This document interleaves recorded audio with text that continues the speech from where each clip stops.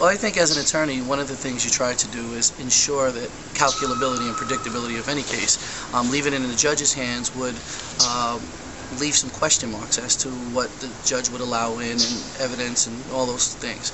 With respect to allowing Ms. Zimmer and myself to negotiate it, I guess I got what I wanted, the ability to have a fair and open election. That was what I've always said my challenge was based on that. I didn't believe that the last election was fair and open, and so I was able to achieve the goals that I set out for.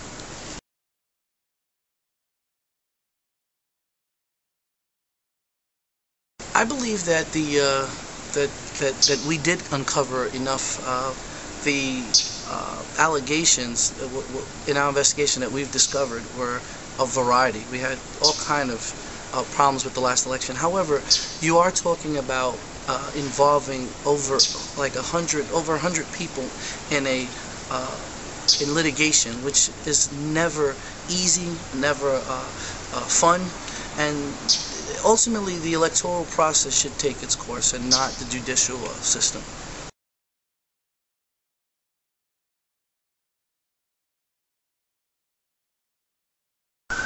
What did your investigators find when they looked for improper voting for Zimmer? Numerous issues. Gotta understand this election was not about just Dawn Zimmer and Chris Campos. There were outside forces that supported Ms. Zimmer from the county and from as far as Connecticut.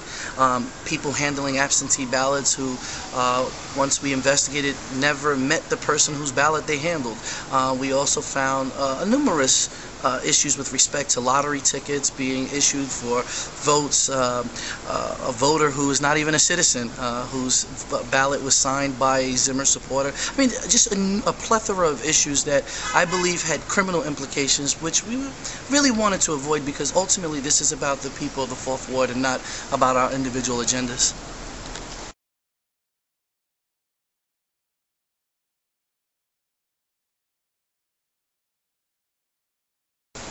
I find that to be preposterous and ludicrous. The fact of the matter is, for anyone to be able to tell who voted on a machine for which candidate is, I mean, whether or not Ms. Zimmer is Nostradamus, it's beyond me.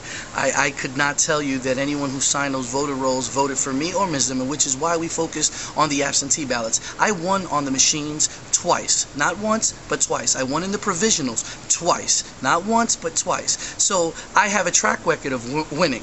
It is Ms. Zimmer whose campaign overwhelmingly relied upon absentee ballots, which allowed her to overcome extraordinary numbers in the runoff election. She had to overcome that burden that she had. If you look at over the last 6 years of my being elected here in Hoboken, the numbers remain the same. I've gotten 927 votes, 860-something votes, 827 votes, and then you saw these last two elections. So there's nothing that's peculiar about the numbers that I've gotten in this ward. What's peculiar, though, is the number of absentee ballots Ms. Zimmer relied upon to win this case, to win this election, and which is why she stepped down.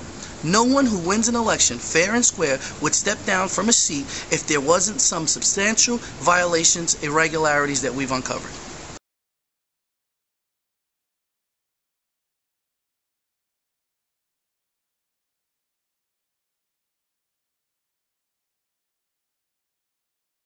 I actually would have concurred with the analysis if it was a pure analysis. But once you look beneath the surface, the reality is not just the legislation changed, the way that she collected and conducted the affairs of the absentee campaign. Ms. Zimmer and her employees or workers or supporters actually had an organized campaign through someone out of Connecticut who has no relationship to voters here in Hoboken, but helped her to secure absentee ballots from residents in Hoboken.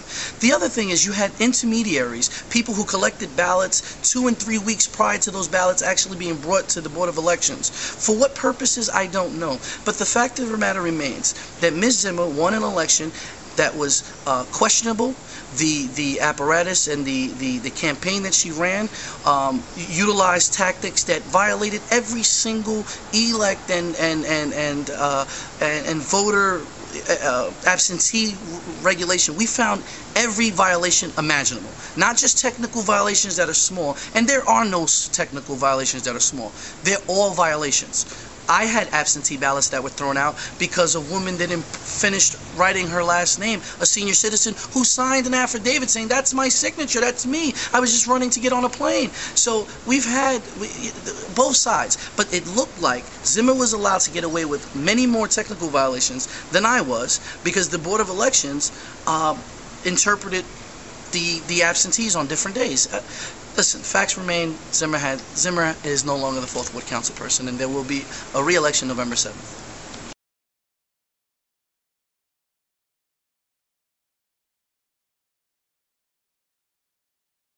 We actually had a great deal of difficulty tracking down.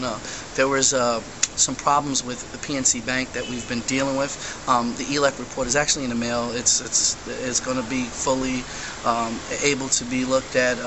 But you know, if you look closely at Ms. Zimmer's ELEC reports, you'll find some glaring problems with respect to where money came from and what ongoing political organizations donated to her that never filed ELEC reports.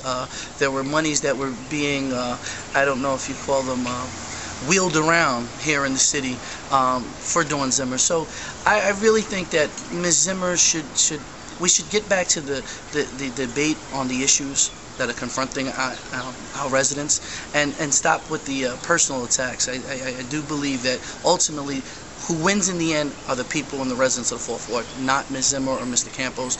Really what's at stake here is the process and the integrity of the democratic process.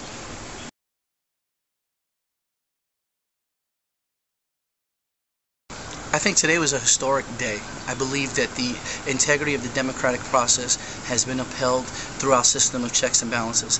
I've had to go into court to pursue a complaint which I was told that I was, Ms. Zimmer alleged that I was lying, that it was wrong, that I was completely off base, that she won fair and square. And every quote that Ms. Zimmer had up until today was that Mr. Campos is way off base, that there was no validity to my assertions. However, today's a different day. Today, Ms. Zimmer agrees to step down from her seat as the 4th Ward Councilperson to allow the integrity of the process to prevail. I hope that people looking at this see that democracy is alive and well and breathing here in Hoboken, New Jersey. And we will see on November 6th who will be named the 4th Ward Councilperson on the issues, and not on outside forces trying to usurp the democratic process. Thank you. Thank you.